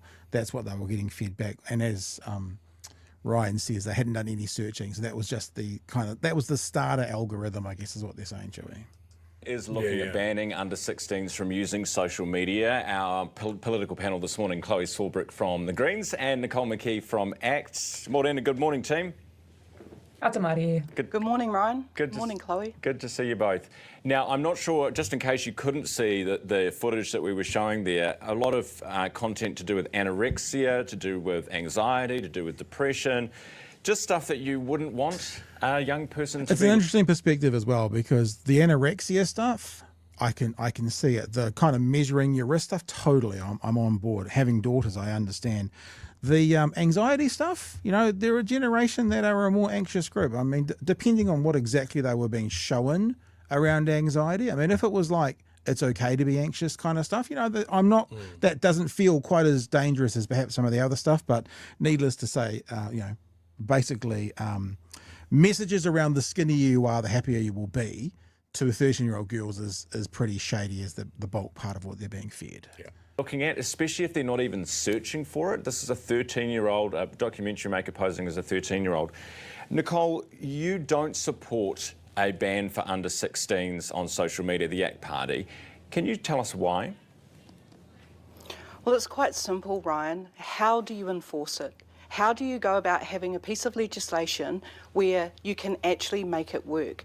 We think it actually comes down to education, about parents taking control and telling their children what they can and cannot or should not be looking at. Actually take an interest in what your kids are searching up online, because it's not just as teenagers, it's also as adults. So get some good habits in early rather than trying to legislate habits. So this is the problem, right? This is her response. How do you enforce it? So we're not supporting legislation because how do you enforce it? So now stop and take a step back. Think about all the legislation that's in there, particularly to do with crime. How do you enforce it? If that was the yardstick for saying, so we're not going to bring that law in because how do you enforce it? I just think there'd be a lot fewer crimes on the books. How do you enforce a teenager speeding at 3 a.m. on a rural road when they know there's no cops around. How do you enforce that? You can't. So let's make it an open speed limit. You can go as fast as you want. It's such an unintelligent, trolly thing to say. The other thing is this. This sort of Pollyanna 1950s version of family that Nicole McKee is talking about at the moment, which is, parents telling children what they can and can't do. On some level, I understand what she's saying, but also this is not the world we live in.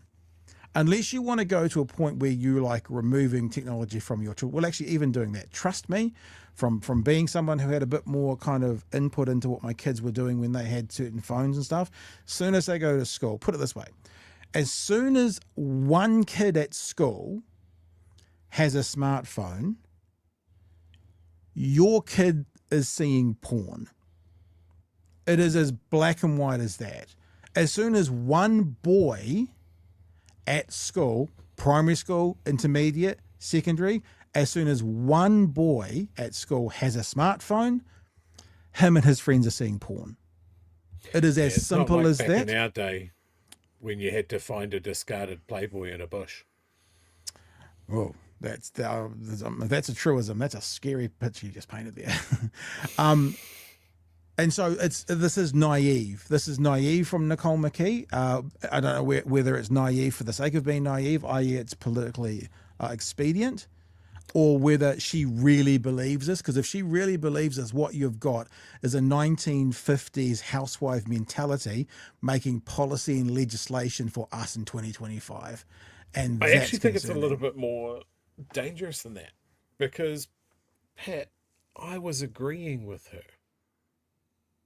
I've had very similar conversations with parents concerned about kids being online and that sort of thing, and going, well, look, this is the world that they live in. This is what these devices have. You need to keep the lines of communication. Like, it was all really, really good stuff on the first pass.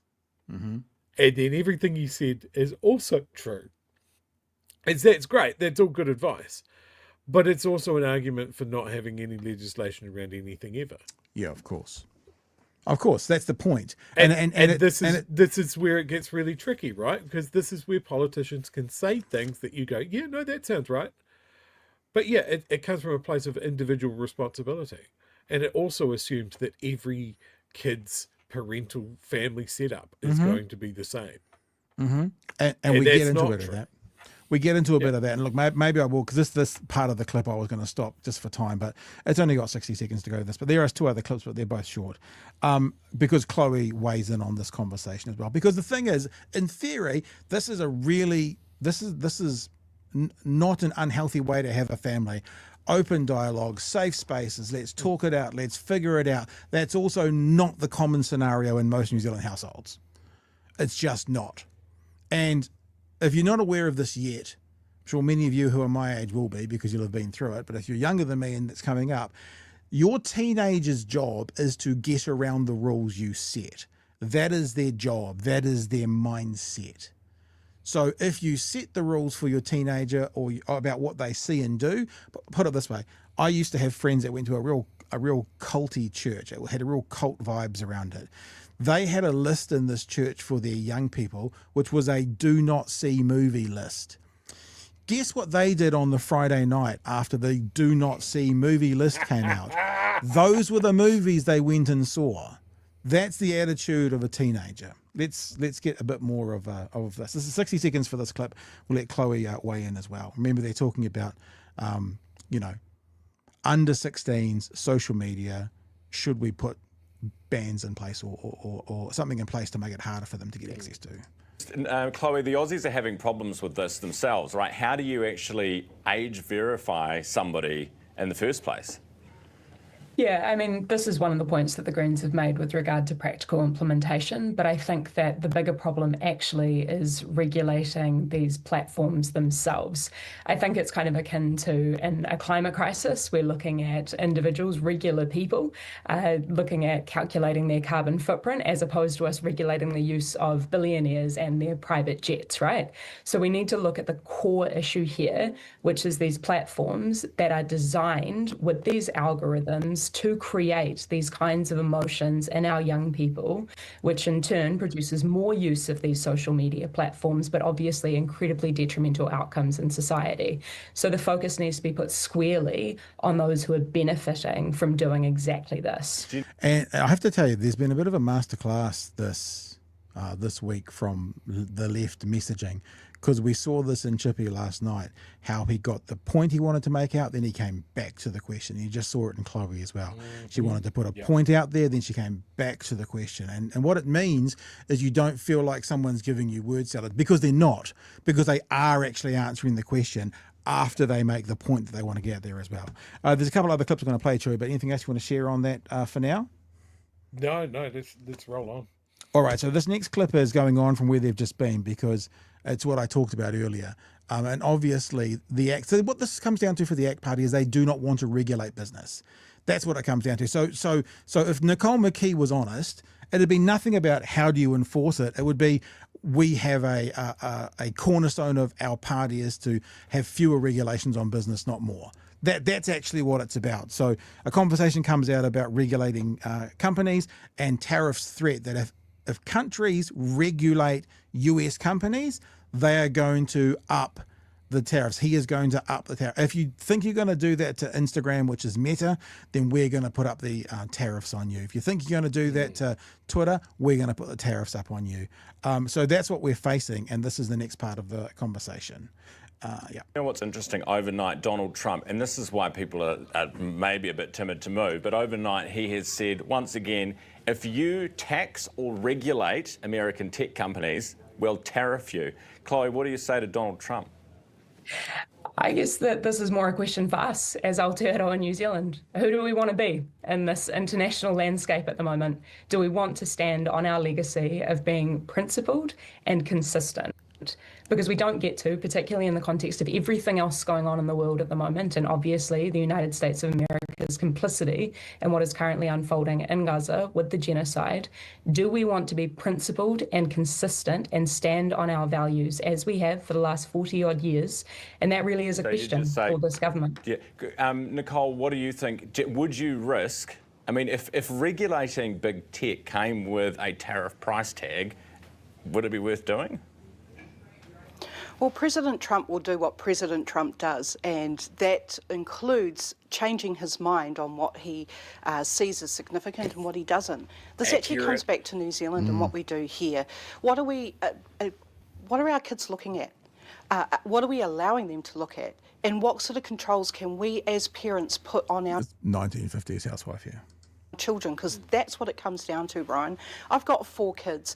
They don't live on social media. They were brought up in the outdoors. They go out there and they interact with people face to face. And that's what we need to get back to in New Zealand society. Get off our screens and start having human interaction again. Yeah. Again, Chewie, some people will hear that and go, yeah, get off those screens. Yeah, but I wrote this down, right?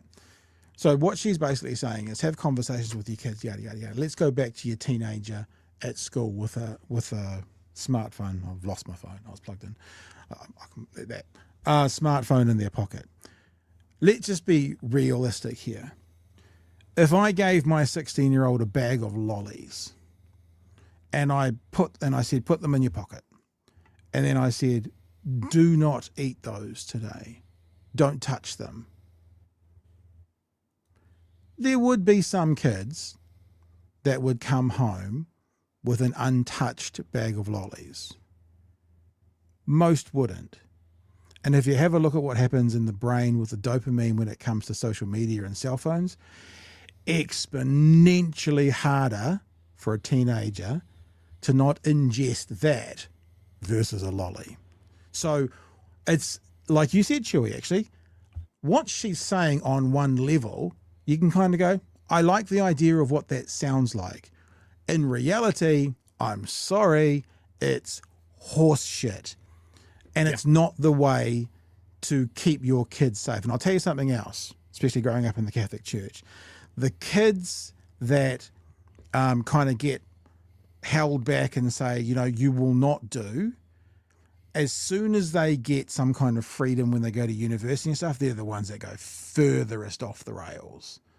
Like, you know, just, I'm not casting aspersions on Nicola McKee's family. I don't know this, but so many kids that I've seen who have grown up in kind of probably more a religious setting than maybe a matriarchal, patriarchal that she's describing, as soon as those kids get the freedom, they just go fucking nuts, man. Some don't, most do. Chewie?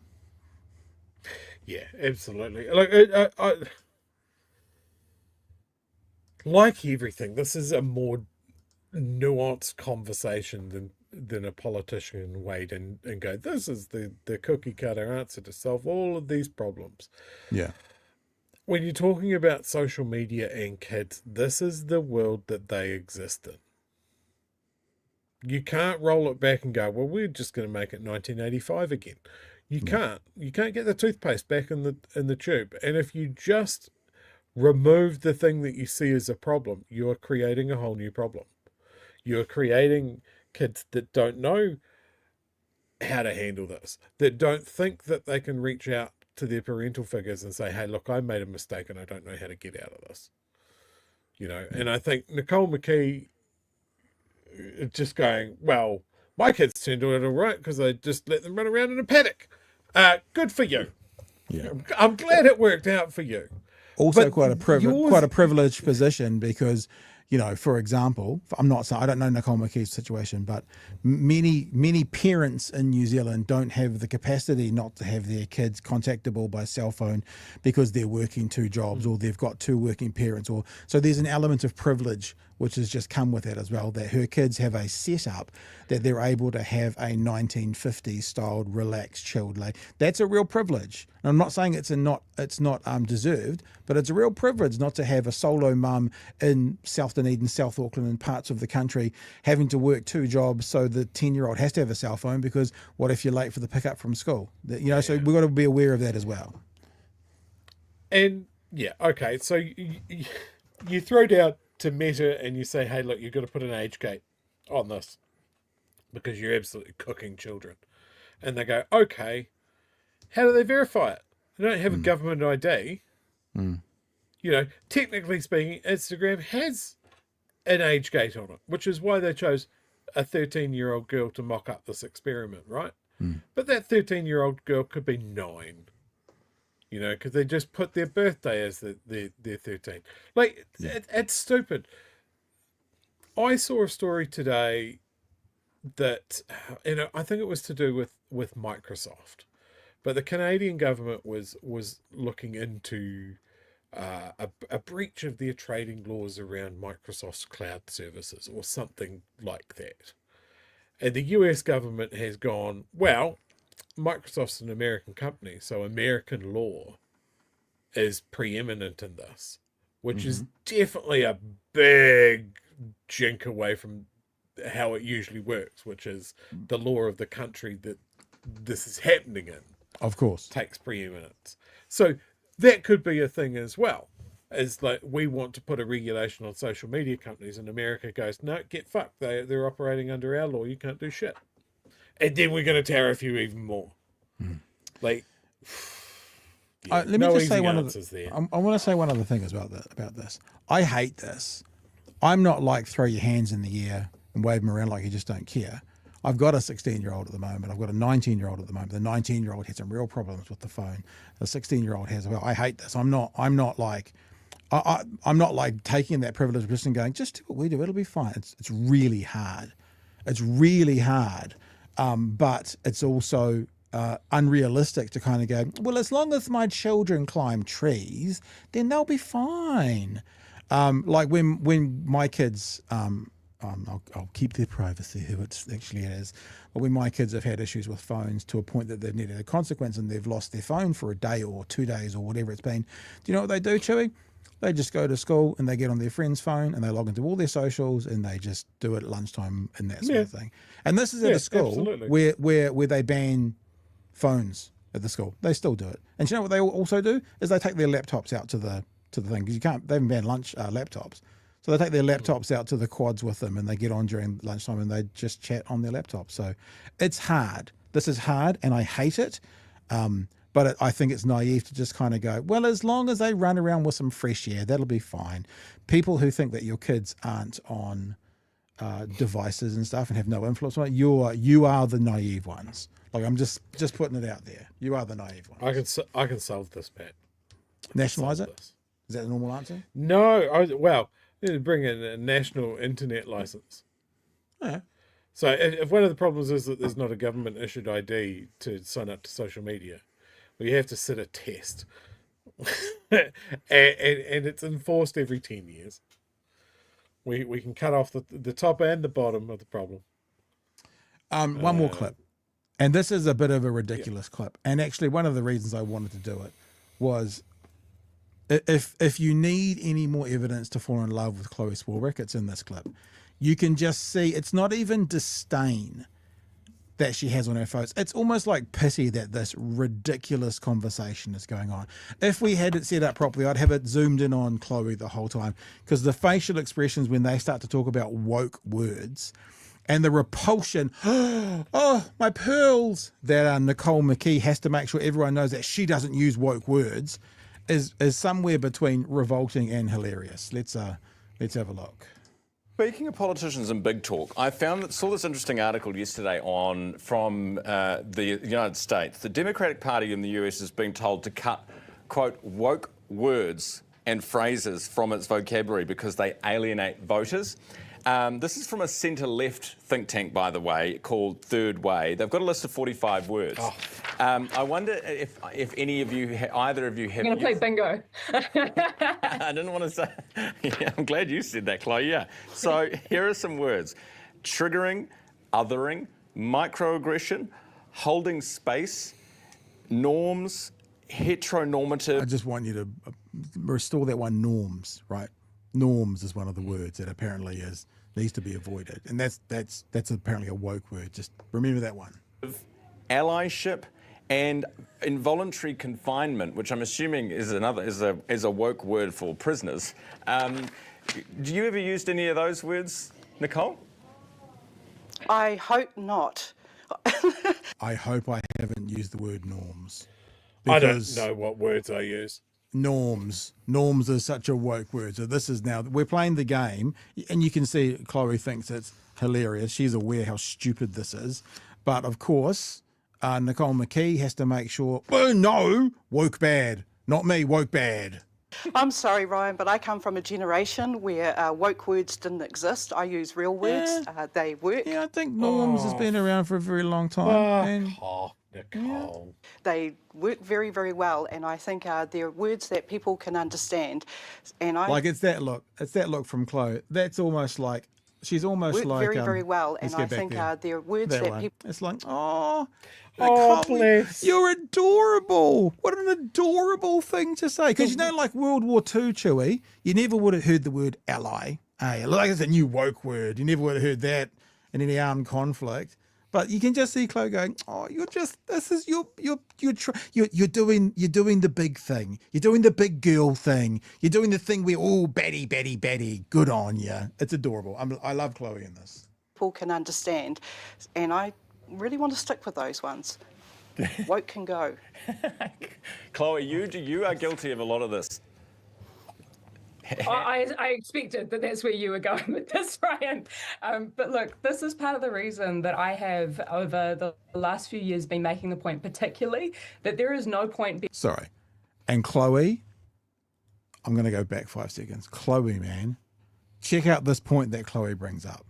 Like, this is a ridiculous... This is like after the weather fluffy piece at the end of the news. And Chloe, man...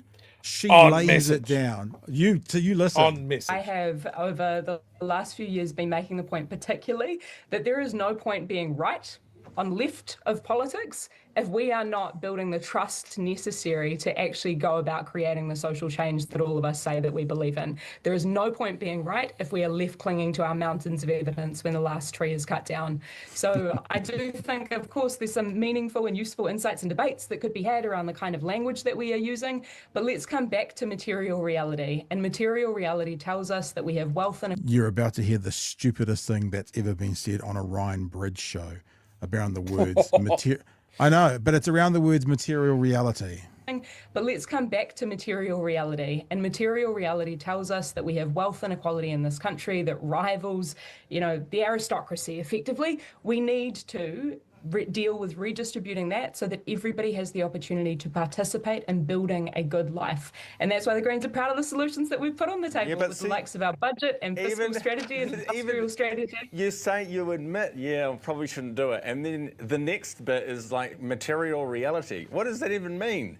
Well, it's talking about the tangible stuff in people's lives. We're talking about people's ability to have a house, have a roof over their head. Do you think... We're talking about people's access to schooling and to... It's real world. It's the reality. God, he's dumb.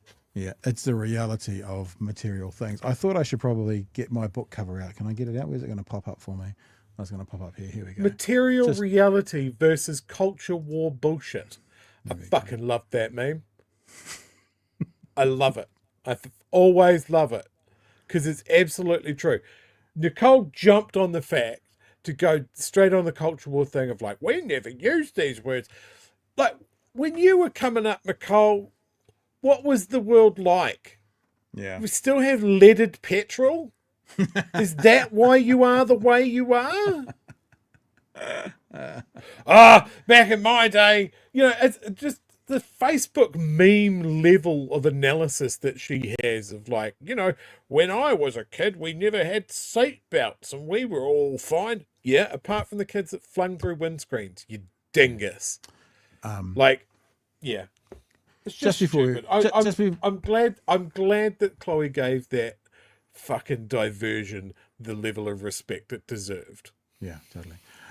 Just before we wrap up, I thought I'd bring one of my other favourite memes into here. I know I don't want to step on the Friday night IP, but this is completely unrelated. But this is the other meme that I like to use when you're talking to all those people. You're still on Twitter, aren't you, Pat? On Twitter, apparently. Hello, you're still on Twitter. My name is first name bunch of numbers, and I have some incredibly shitty opinions. Well, I'm kind of not. We the show post stuff there. Sort of. He is. He's still on there. Hey, that's been a great show, man. I've really enjoyed it. Thank you for making the show so good tonight, Chewie. It's all glory to you, and it's kind of cool. All right. Is there anything we need? I can see a couple of starred chats. Should we get to those before we wrap up? One that says they're woke. It woke to not use woke words. Overred Rover says, as I understand it, subconscious uses images. It doesn't have an effect.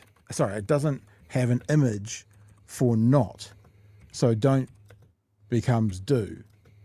As I understand it, subconscious uses images. It doesn't have an image for not. So don't becomes do. There's also no understanding of why for the don't. I'm sorry, my dyslexia just kicked in at 10:53 p.m. at night. As There's I also understand no it, understanding subconscious of why. uses images. It doesn't have an image for not, so don't becomes do. So There's teenagers also hear no don't and it understanding of becomes why do. for the don't. Jesus. What I'm getting from that it's is not dyslexia, Pat. Okay.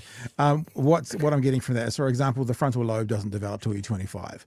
So the frontal lobe has to do with risk assessment and that kind of stuff. So maybe the subconscious uses images. So therefore, when the teenager can almost not see the word don't, they just see the do. Maybe that's what it is. Maybe there's a tie in there. Maybe I'm thinking too much about this and that was just a misprint. I don't know. All right. Now we've had I'll talk about it tomorrow. Got a Green MP coming on tomorrow night. It might not be the one that we don't need to talk about tomorrow night because, we'll talk It's about in the tomorrow future. night. There is a Green MP coming on, but it might be a bit of a change from what we announced earlier in the week due to illness, but that'll be happening tomorrow. Nandor was awesome. That was a lot of fun tonight. He is a good egg, and we'll have to make sure that we get him on some more. Anything else for the night, brother, or are we done? We're gonna get on our little high horse and head out of town. My analogies tonight. I don't know what's going on. Yeah. At least it wasn't a supermarket analogy. No, I've got nothing. It's late. My brain's broken now. It's not a nice time. All right, team. Well, I'll see you tomorrow night from 9 p.m. and we'll catch up with Chewie again next week. I'll have a guest host tomorrow night. Guess who it will be? Ooh, you'll have to come and see. Will it be Nala? Will it be a human being? Well, when I get a chance to organise it, you'll know not long after me.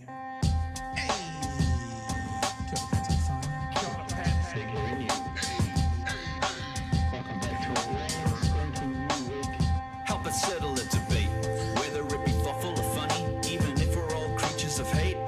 It's a fine line that we're walking together. For better, push aside the temptation to berate. Let's take a note of the corners we stand in. As many points as the hairs on my chinny chin chin. When the news that we're watching is hairy, knowing all the things that we need to be wary of. Like the rich have the hand out for rewards, while the many have to work out what they can afford. And the rest of us ain't paying attention, or maybe have questions we're too worried to mention.